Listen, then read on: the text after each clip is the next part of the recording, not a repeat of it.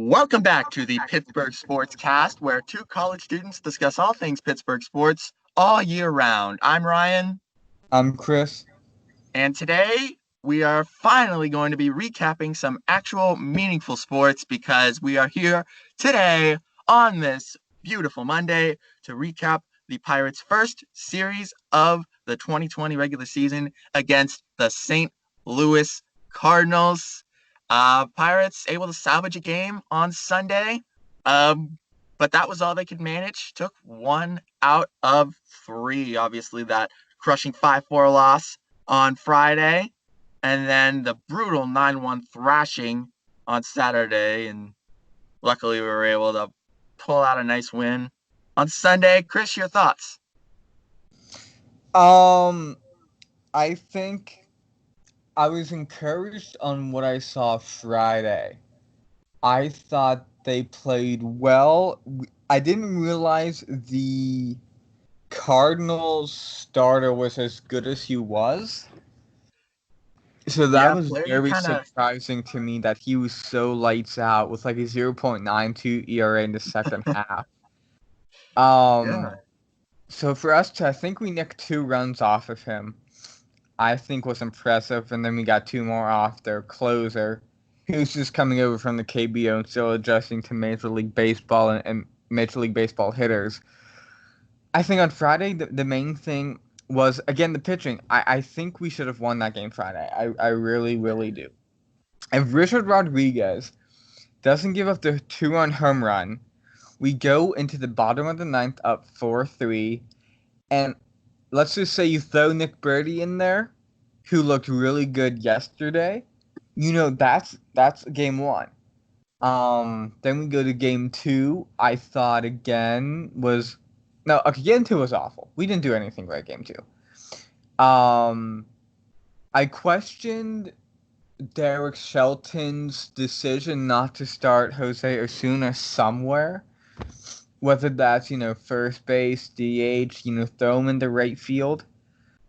Because I think he went 2 for 4 on Friday, and I really thought he deserved another start. But Shelton shot him, and again, Kyle Crick. I thought, if you go back to starters, I thought Trevor Williams did what he needed to do. He kept the team in it, and then Kyle Crick comes in and gives up 4 runs, and you can't. And I know you, especially you, were much more hopeful with Kyle Crick. You're like, let's see him in an actual game. Let's, try not to overreact Oh, here. how foolish I was. And and that first performance on Saturday more or less proved to me that I was right to panic about him. You you can't give up 4 runs in a game that you were close, because before that happened, the Pirates were still in it. Because I believe it was 3-1 when he came in. Yeah. Okay. Sorry, I caught the that part on like the radio when I was coming home from work. So we were 3-1 going into when Crick pitched. We were still in the game. Same thing with Rich Rodriguez going back to Friday. I believe that one was 3-2 Yes, it before was. before he decided to hit the self-destruct button. So on Friday and Saturday, we were the starters kept us in the game, and we're still, like I said, 3-2 down Friday, 3-1 down Saturday, and the bullpen comes in and blows it for us. Richard Rodriguez gives up the 2-run home run. I don't even know what Kyle Crick was doing. He's just giving up runs for days. And by the time they're out, the game's virtually over. And then I thought yesterday, Mitch Keller again, I think pitched solid 5 innings. I was impressed with the bullpen for once in my life.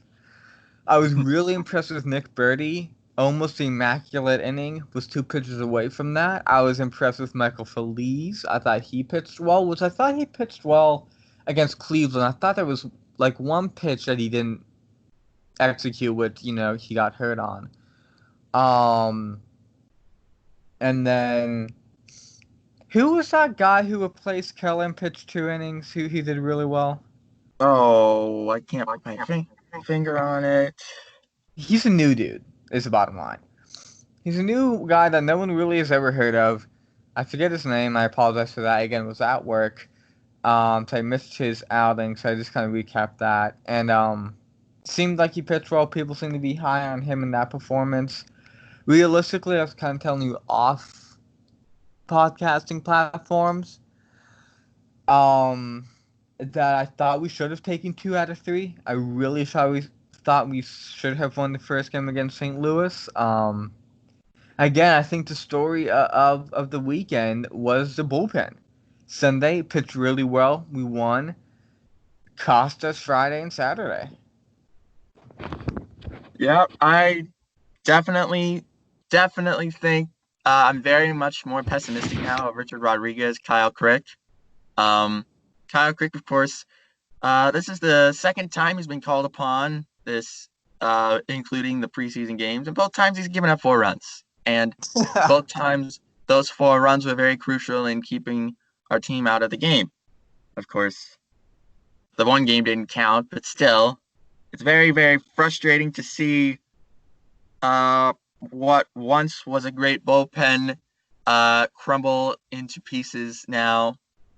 But I did agree with you. I think that the bullpen was much better on Sunday. I was very pleasantly surprised with Nick Burdi. Mitch Keller as well. Obviously, he's been given a lot of high expectations. One of the highly touted prospects over the years. And now he's finally getting to show his stuff in the major leagues. And I think I'm more confident in Mitch Keller's chances of panning out, especially because of this new regime. Because like we've talked about, is how often Ray Searage, where he found his success was taking veterans who had seemingly, lost their careers or, were getting older, were losing their stuff, and helping them find their success again. Whereas when he's dealt actual talent that has ace potential, think Garrett Cole, think even JMO, obviously Glasnow's a big one. Those kinds of players, which are highly touted up through the minor leagues. Nick Kingham's another one that just came to my mind, him too. But he hasn't been able to allow them to truly recognize their potential. And the one thing I do have confidence in Oscar Marin and crew to do is get the best out of Mitch Keller. At worst case scenario, we flip him for more prospects in a few years, or maybe who knows how soon. See, I don't know. At least again, it was only one series that we saw. But there were still some worrying signs, I thought, when it came to pitching. Like, if we break down Joe Musgrove's performance, I thought he pitched really well. But again, he struggled with the long ball, which, if you look at the Pirates the last couple seasons, they've really struggled with the long ball. Now, it's going to take time for Oscar Marin and Derek Shelton to implement what they want to implement. But I think we still got a long way to go. Because our pitchers, man, they had to figure out how to keep the ball in the ballpark. Yes, that's the thing. Like, I think the StatCast era was really, really big. I think it was one of the big players in the Pirates' fall from grace after those 3 seasons of 13 to 15. It kind of proved that even in the National League, more so now that we have a DH, the art of small ball is kind of dying out. We see how people can more easily kind of alter their swing and increase the launch angle and the exit velocity. They're able to utilize these newfound methods of stat keeping and help out. And it's slowly, well, not so slowly, over the past 3 or 4 years, it's been morphing into a 3 true outcomes kind of game where the strikeouts and the home runs are both skyrocketing because of spin rates and and the stuff that they were able to record for pitching as well. Um, so yeah, uh, I think that was a big deal. Like I said, it'll take time for them to like kind of relearn almost. I don't think it's so much mechanics wise. It's just a matter of strategy and pitch selection and that sort of thing. I don't know how long that takes to relearn, but hopefully they can see an upward trend, downward trend in the terms of giving up home runs, but an upward trend in the terms of like strikeouts and that kind of things sooner rather than later, maybe. Don't want to get too hopeful here, but yeah. I don't know. I think you can play small ball. I think you just have to be more cognizant of what you're doing. Also, I think, the ball being juiced helps as well. You can talk about stats all day, but you and I both know that ball's juiced. Oh yeah, the juice ball too. That and Statcast have both combined. Yes, Yeah. they've done many scientific studies, buoyancy tests, all kinds of stuff. And yes, the ball has been juiced. If you look at a Bud Selig signature baseball and a Rob Manfred signature baseball, the properties are substantially different in terms of the bounce, like I said, buoyancy, um, how tightly the stitching is woven together. Those sort of things, I'm sure you have taken a bit more physics classes than I have, so you would know how that affects distance a bit better than I do. But it's all in how Rawlings is manufacturing the baseball, and that has changed from when Rob Manfred first took over. So, although there were rumors in last year's playoffs that they started making it the old way because there were noticeably less runs being scored. Yeah. But I I think it's just back now, especially with no fans, and they need as many eyes on the game as they can get. But carry on. but back to the Pirates. Um, I think I think there were some encouraging things. I know that Colin Moran. I know he went deep. I thought Bell had hit a couple good balls. I think offensively there were some things that you could highlight, but again, I think our season is down to that bullpen. But yeah, even in that 5-4 game, right? Remember, like yes, our bullpen blew it, but remember again, we have the bases loaded, nobody out? In the ninth, yep. Yeah, and what all they did was walk in and run? Or no? Yeah, it was just like the Indians game, except yeah, it was very another one of those frustrating scenarios. Like every time I see the Pirates get a runner on third with less than 2 outs, I'm already prepared to like for them to just bottle it and not score, which they of course I've proven right almost every time, pretty much. Well, what's frustrating? What's frustrating? Okay, so this is what's frustrating. Many things are frustrating when it comes to this baseball team. Um, that is only a 60-game season. And from our last podcast episode to this podcast episode, um, the MLB has come out and said they are expanding the playoffs for this season only. And so that means instead of 10 teams that will get in total, 16 teams are going to get in, 8 from each league. With such a short season, you would even think that that means just about everyone has a chance if you get off to that hot start, right? Now, I Right. predicted that we were going to get swept by St. Louis. We did not. We did win one. You said we would win one. In our first 10 games, I had them going 1-9 and 2-8, and you had them 2-8. Not much better. If the Pirates could find a way to to somehow go like 5-5 or even 4-6, like not completely, not Exactly. like Like, take themselves out of the rest of the season in the first 10 games yeah, I because mean, their first 10 games are brutal, as we've gone over. I mean, anything could happen. yeah, I mean, I'm thinking even 500 might be good enough. That's what I'm saying. Yeah, so you never and guess who's coming back? Gregory Polanco is coming Right. back too. Coming back pretty soon. So that's a pleasant surprise. Thought he'd be gone for a good 2 weeks, but coming back. It's just the bullpen, specifically Kyle Crick, and because even Clay Holmes got out of his jam relatively unscathed when he pitched on Friday.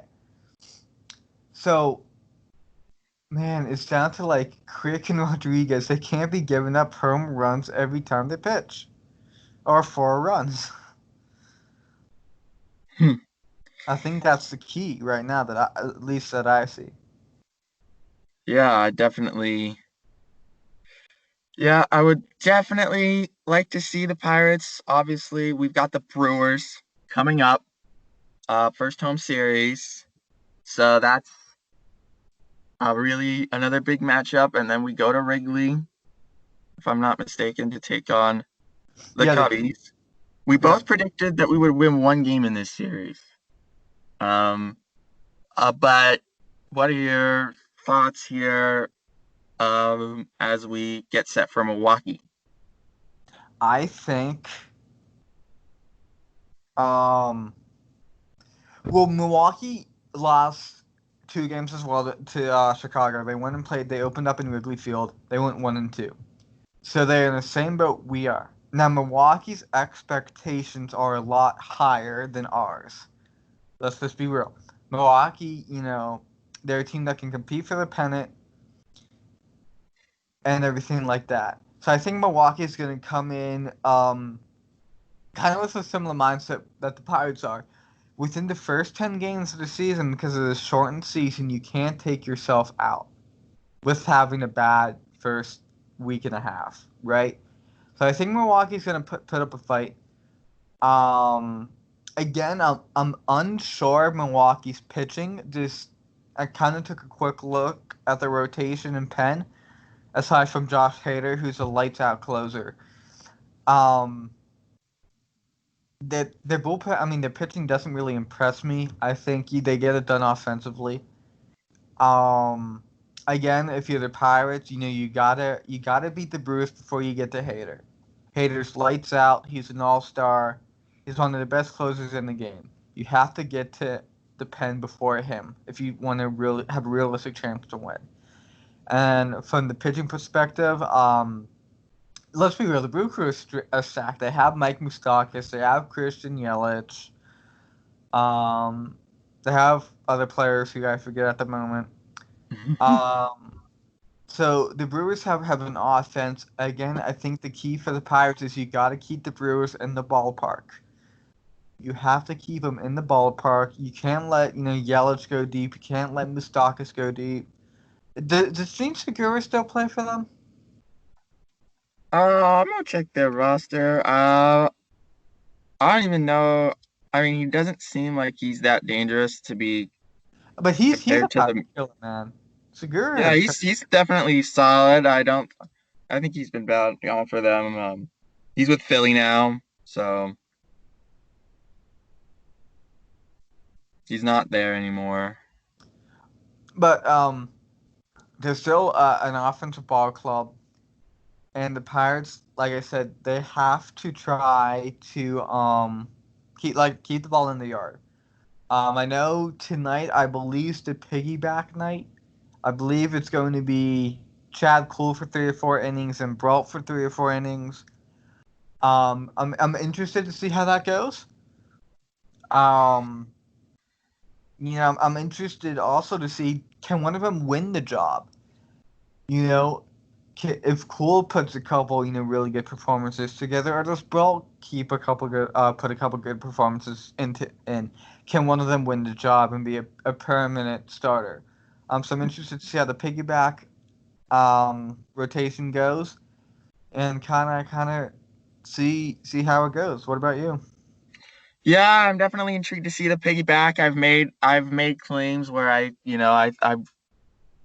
said that Cool should be the one being a permanent starter rather than Derek Holland. No offense to the former San Francisco Giant man, but I think especially with the brief glimpses I've seen of him in summer camp, I definitely would rather have him on the mound for a full 5, 6, 7 inning start than I would see Derek Holland.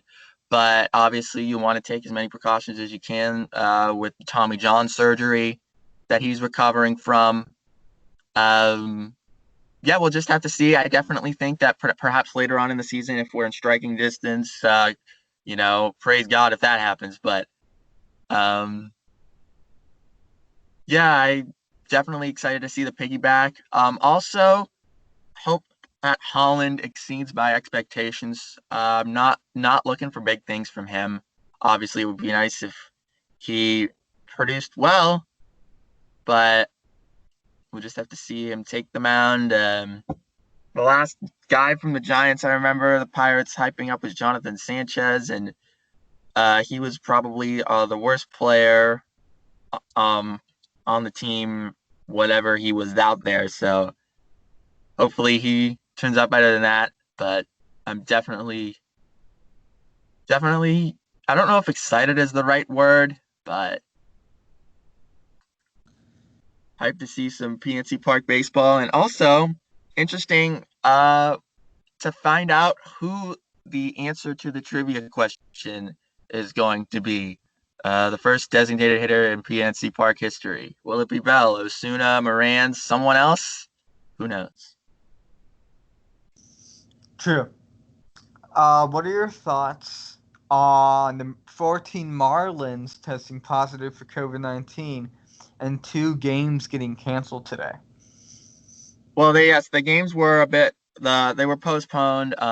They did just have a meeting with the commissioners. They said they don't intend on canceling any more games, postponing any more games. Yeah, I'm definitely worried about that. Obviously praying for all of the Marlins players. Hopefully they don't show any symptoms.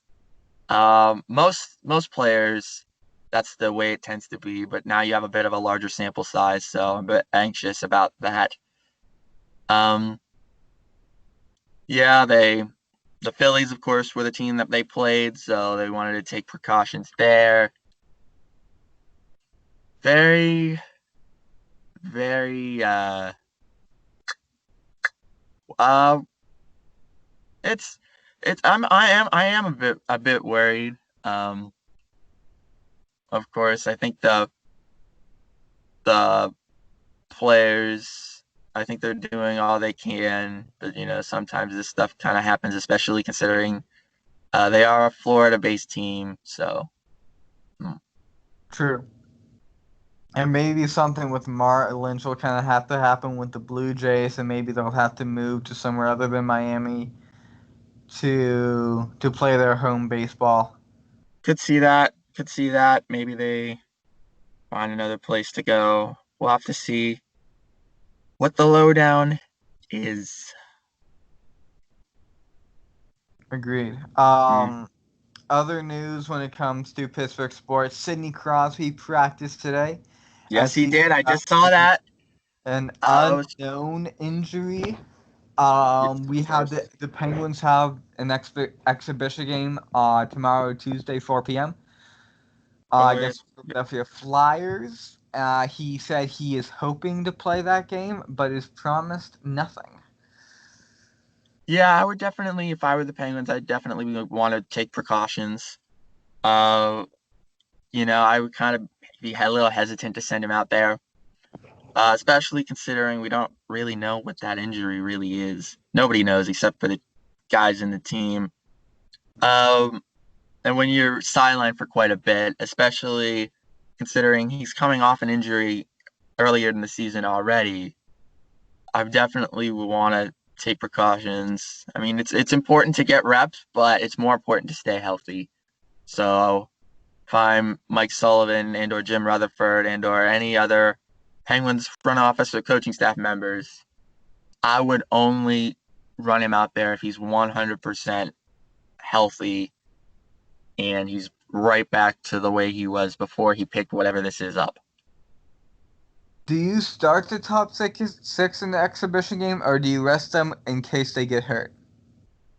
I think you have to start them because this is their only chance. Obviously, like I said, the things I said about Sidney Crosby still stand because he's not 100%. But in terms of the rest of the guys, I definitely think they should be starting out there and they should be getting quite a bit of ice time because this is the first time since mid-March that they've been able to play against a separate team and get back in shape that way. Only one exhibition game. It's not like the NBA where there's exhibitions practically every day. They only get one shot before they're thrown head first into a best of 5 with possibly the best goaltender in the National Hockey League. So yes, I would definitely say guys like Malkin, Hornqvist. The only guy I would might be okay with resting is Gensel because he's been out also. But I think from what I hear, he is perfectly fine back into the swing of things. One of the blessings of this break has been being able to have him for the full playoff run, which would not have happened otherwise. But he looks to be 100% healthy too, so I would even say play him. Obviously, it would be a bit different because he wouldn't be sharing the ice with Sid, but you still have to give everyone their reps. And it's really, really important. I would also like to see Tristan Jarry make a start instead of Matt Murray.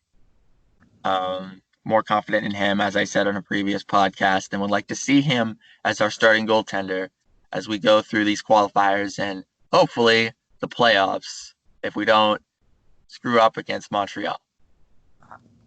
Do you think there's any merit or reason to be concerned that Philly, since they may play us in the playoffs at the reseeding, would go out of their way to try to hurt some of our star players? Because they are the Flyers. They're a fairly dirty team. And a team that, let's be real, doesn't like us. They hate us. Yeah, I mean, that would be a very cynical way of looking at it, but I don't see that. That doesn't happen. I know this is straight into the playoffs, but I feel like if teams were doing that, we would have seen that in like a normal preseason in a normal year, but that's something that I just like. I know it's Philly and they're Philly, but I don't think even Philly would stoop that low. If they do, then I will sadly eat my words. But no, I don't think no. Not even like Matt Cook or anyone would do that. Let me think. What do I think? I think you play him to First period. Second. I think you play in the first two. First two periods. I think you play in the first two and you give him the third off. So you avoid any injury in the third if the game gets out of hand or something. You give him those 40 minutes to figure out how to play hockey against the team again. Yeah, I think you give him 2 periods. Yeah, I'm kind of going into this kind of using the same approach that an NFL team would do in their 4th preseason game, which is basically what you said. The starters will play 2 or 3 quarters, and then you let the subs take off the garbage minutes. Obviously, I would never advocate for playing a full game with your top 6, but even 1 period I would be fine with if you really want to be cautious. 2 periods does sound a bit better. Maybe we can just kind of put our foot half in the water maybe Sid just plays one period if if he's feeling up for it, and if we're confident that he feels good enough. Even if he's 100%, I wouldn't put him at more than one period. I would Frankly, agree. don't want him picking up anything unnecessary. And Yes, it's your also, first game in 5 months, but it don't count. Like, um, I think also this is the last chance for Mike Sullivan to really get his lines figured out as well before Montreal. You know, he's been rolling with the same lines for the black and gold games. He's had to split them up, right? So I think this is going to be huge just to finalize what he wants to do with the lines. You know, can they flow properly? Um, so I think that's something else that's really important. And same with the defensive pairings. You know, just to get finalize those defensive pairings because you really don't want to switch up defensive pairings in the middle of a playoff run. You definitely. start doing that, you know you're in trouble. Yeah, it's definitely a good opportunity for him to finalize those. Another reason why I want as many players to play as possible. That way we can be confident. Um, an extra especially because he never really had too much time to allow the new guys, Zucker and Sherry again. He's been here before, but Rodriguez, those guys that we picked up, they weren't really allowed that much time to really gel and get integrated with the squad because of the whole Rona thing.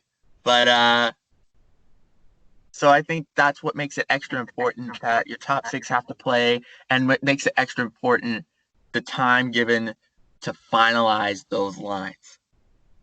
Agreed. Absolutely agreed. Because before the break, I mean, Zucker and Crosby were clicking, Sherry and Crosby were clicking. Um, yeah, so hopefully we can carry some momentum um, into Montreal. Yeah. Um, Go ahead. Oh, I was just agreeing with you. Keep going. Oh, okay.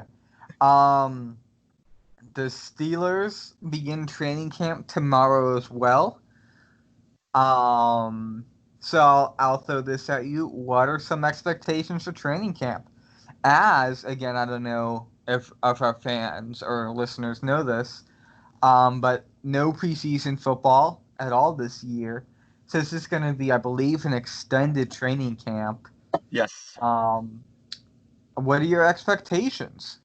Well, I definitely think it's going to be really difficult. I really feel bad for the guys who we drafted because they it is they will not have any chance to prove themselves until except for in intra squad training camp activities, but they won't be able to hit anyone with a different color helmet until week 1. Right. So guys like Claypool and insert drafted player here, I think are going to have to work a lot harder in training camp to win minutes and win snaps. I think that generally rookies and inexperienced players are going to be the ones who get cut from rosters in training camp because many times those undrafted free agents or even the late draft picks are kept on the roster after they have impressed in preseason games, but oftentimes it's on them to prove that they belong, whereas the veterans have the spot locked up until someone takes it from them. So I Correct. think that um, the who benefits in this extended preseasonless training camp are those veterans. Definitely, I think it's skewed towards them. They pretty much got their spots locked up. Very little chance of anyone coming for them. I think it's really going to be interesting for other teams with like QB battles because preseason games are where those are usually won and lost, but not this year, they're going to have to play the old eye test in training camp to see who wins minutes in the teams with QB battles or other starting position battles as well. Indeed. Yeah. Interesting. Yeah, I think I'm with you. I think rookies are gonna be hurting. They're not gonna get to play a down of NFL football till week 1. If they Uh, don't get cut. yeah, if they don't get cut, which is a bigger thing, right?